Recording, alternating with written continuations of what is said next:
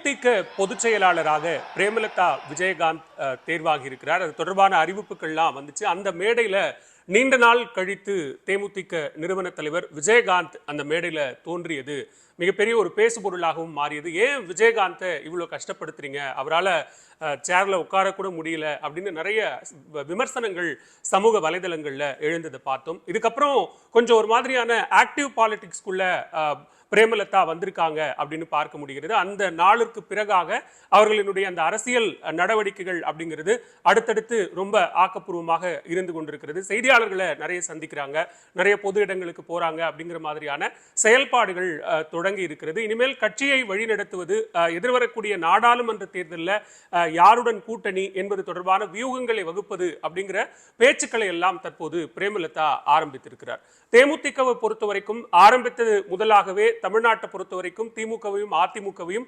கடுமையாக விமர்சித்து யாருடனும் கூட்டணி அல்ல, தனித்து களம் காண்பதுதான் தேமுதிகவினுடைய கொள்கை அப்படிங்கிற மாதிரி தொடக்கத்தில் விஜயகாந்த் பேசினார். ஆனால் அது மாற்றம் பெற்றது.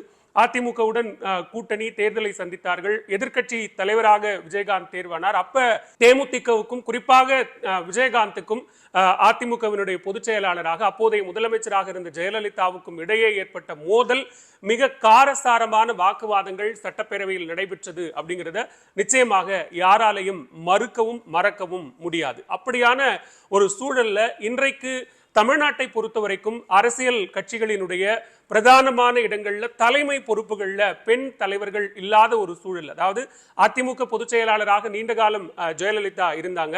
குறிப்பிட்ட இடைப்பட்ட காலம் மட்டுமே சசிகலா கொஞ்ச நாள் பதவி வகித்தார்கள். அதற்கு பிறகாக தற்போது தேமுதிகவினுடைய பொதுச் செயலாளராக பிரேமலதா விஜயகாந்த் தேர்வாகி இருக்கிறார். இதுல முக்கியமா பார்க்க வேண்டிய விஷயம் என்ன அப்படின்னா, பிரேமலதா விஜயகாந்த் ஜெயலலிதாவினுடைய புகைப்படத்திற்கு மாலை அணிவித்து மரியாதை செலுத்தினார். பொதுச் செயலாளரா தேர்வானதற்கு பிறகாக அவர் செய்தியாளர் சந்திப்பிலும் கூட அவர் சொன்ன விஷயம் என்ன அப்படின்னா, ஜெயலலிதா அரசியல் ரீதியாக எனக்கு ஒரு ரோல் மாடல், அரசியல்ல ஒரு பெண்ணாக அவர்கள் சந்தித்த எதிர்ப்புகள், அதை தாண்டி அவங்க வந்து பரிணமித்தது அப்படிங்கிறது ரொம்ப முக்கியமான விஷயம். எனவே அவர்கள் எனக்கு அரசியல் ரோல் மாடல் அப்படிங்கிற ஒரு விஷயத்தை பிரேமலதா சொல்லியிருக்கிறாங்க.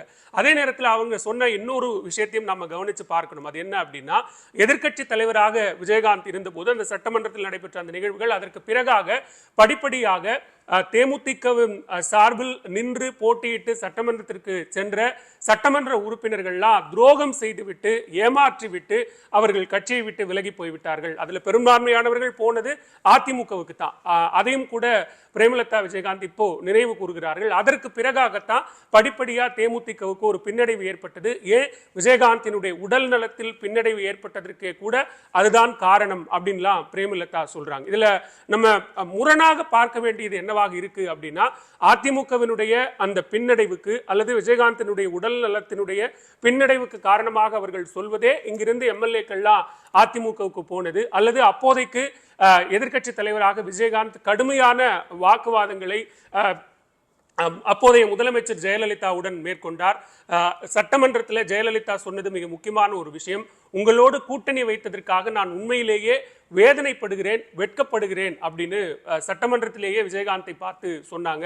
மிகப்பெரிய விவாதமாக மாறியது. ஏன் விஜயகாந்தினுடைய மது பழக்கத்தை எல்லாம் குறிப்பிட்டு பொது மேடைகள்ல ரொம்ப பகிரங்கமா நிறைய விமர்சனங்கள் எழுந்தது. அதற்கு விஜயகாந்தும் பதிலுக்கு அவர்கள்தான் ஊற்றி கொடுத்தார்களா அப்படின்லாம் கேட்டு ஒரு காரசாரமான விவாதங்கள் அப்போதைக்கு நடைபெற்றது. ஸோ அப்படியே அங்க கட் பண்ணி நம்ம இங்க வந்தோம் அப்படின்னா, இன்றைக்கு பிரேமலதா விஜயகாந்த் அதிமுக மறைந்த அதிமுக பொதுச் செயலாளர் முன்னாள் முதலமைச்சர் ஜெயலலிதாவை ரொம்ப உயர்த்தி பேசுவது என்பதும் அவருடைய புகைப்படத்திற்கு மாலை அணிவித்து மரியாதை செய்வது என்பதும் இது அதிமுக உடனான கூட்டணி நகர்வா அப்படிங்கிறது முதல்ல ஒரு கேள்வி எழுகிறது. அதற்கு அடுத்ததா அவங்க கட்சியை வந்து அரசியல் ரீதியா பலப்படுத்துறது. ஏன்னா பிரேமலதாவை பொறுத்த வரைக்கும் நேரடியா அவங்க தேமுதிகவினுடைய பொருளாளர் பதவிக்கு வராங்க. இதுக்கு அது ஒரு மிகப்பெரிய பதவி.